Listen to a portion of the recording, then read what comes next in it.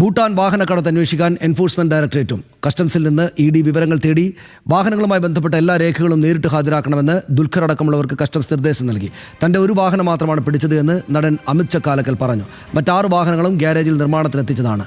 പിടിച്ച വാഹനം 5 വർഷമായി തന്റെ പക്കലുണ്ട്. കസ്റ്റംസ് പറഞ്ഞ രേഖകൾ എല്ലാം ഹാജരാക്കിയിട്ടുണ്ട് എന്നും അമിത് ചക്കാലക്കൽ പറഞ്ഞു. എൻ്റെ വാഹനമായിട്ട് ഞാനിവിടെ യൂസ് ചെയ്തിരുന്ന ഏകദേശം 5 വർഷമായിട്ട് ഇവിടെ യൂസ് ചെയ്തുകൊണ്ടിരുന്നതാണ്. ഞാൻ നുണ പറയുന്നതല്ല, ഇത് ജെനുവിനാണെന്നുള്ളത് നമ്മൾ കൊടുക്കേണ്ടെല്ലാം കൊടുത്തിട്ടുണ്ട്. പിന്നെ എനിക്ക് തോന്നുന്നു എൻ്റെ വണ്ടിയുടെ തന്നെ പഴയ നമ്പർ വെച്ച് ഓൺലൈനിൽ സെർച്ച് ചെയ്ത ഒരു 15 വർഷം മുമ്പ് ഒരാൾ ചെയ്ത വ്ളോഗ് ഉൾപ്പെടെ റൈറ്റപ്പ് ഉൾപ്പെടെ ഉണ്ട്. ഒരു കൺഫ്യൂഷൻ ഇപ്പം ഞാനും ഇന്നലെ മുതൽ കണ്ടുപിടിക്കേണ്ടി 6 വണ്ടികളോളം എൻ്റെ പിടിച്ചു എന്നുള്ളത് അത് തെറ്റാണ്. കാര്യം വർക്ക്ഷോപ്പിൽ കിടന്ന പല പല ആൾക്കാരുടെ വണ്ടികളാണത്. എൻ്റെ ഒറ്റ വണ്ടിയുള്ളൂ. കൂടുതൽ വിവരങ്ങളുമായി സഹിൻ ആന്റണി ചേരുന്നു. സഹിൻ, ഇതിപ്പോൾ ഇന്നലെ ഒരു വാർത്താ സമ്മേളനം ഇടക്ക് വെച്ച് ബ്രേക്ക് ചെയ്തതാണ് കസ്റ്റംസിൻ്റെ ഉദ്യോഗസ്ഥർ. എന്താണ് അതിൻ്റെ പൂർണ്ണ വിവരങ്ങൾ, എന്താണ് ഇതിൻ്റെ പിന്നിലെ സംഗതികളെന്ന് പൂർണ്ണമായിട്ട് അറിയാൻ സാധിച്ചിട്ടില്ല. എന്താണ് നമുക്ക് കൂടുതലായിട്ട് ലഭിക്കുന്ന വിവരങ്ങൾ?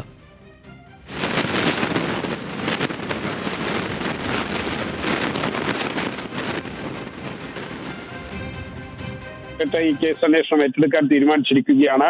എൻഫോഴ്സ്മെന്റ് ഡയറക്ടറേറ്റ് ഇത് സംബന്ധിച്ചുള്ള വിവരങ്ങൾ ഇപ്പോൾ ഈ കസ്റ്റംസിൽ നിന്നും തേടിയിട്ടുണ്ട്. വിവിധ രേഖകൾ ആവശ്യപ്പെട്ടിട്ടുണ്ട്.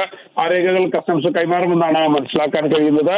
മറ്റൊന്ന്, ഈ കേസുമായി ബന്ധപ്പെട്ടുകൊണ്ട് ദുൽഖർ സൽമാൻ അടക്കമുള്ള ആളുകൾക്ക് ഹാജരാകാൻ നോട്ടീസ് നൽകിയിട്ടുണ്ട്. ഇവരെല്ലാവരും നേരിട്ട് തന്നെ കസ്റ്റംസ് ഓഫീസിൽ ഹാജരാവേണ്ടതായി വരും. നിലവിൽ 150ഓളം വാഹനങ്ങൾ കേരളത്തിലേക്ക് ഇറക്കുമതി ചെയ്തിട്ടുണ്ട് എന്നുള്ളതാണ് മനസ്സിലാക്കാൻ കഴിയുന്നത്. ഇതിൽ തന്നെ 36 വാഹനങ്ങൾ പിടിച്ചെടുത്തുവെന്ന് കസ്റ്റംസ് പറയുകയും ചെയ്യുന്നു. എന്നാൽ ഈ വാഹനങ്ങൾ ഓരോ വ്യക്തികളുടെയും കസ്റ്റഡിയിൽ തന്നെയാണ് കൊടുത്തിരിക്കുന്നത്. അവരുടെ കൈകളിൽ തന്നെ ഇത് ഏൽപ്പിച്ചിരിക്കുന്നു. വാഹനം പുറത്തേക്ക് ഇറക്കാൻ കഴിയുകയില്ല.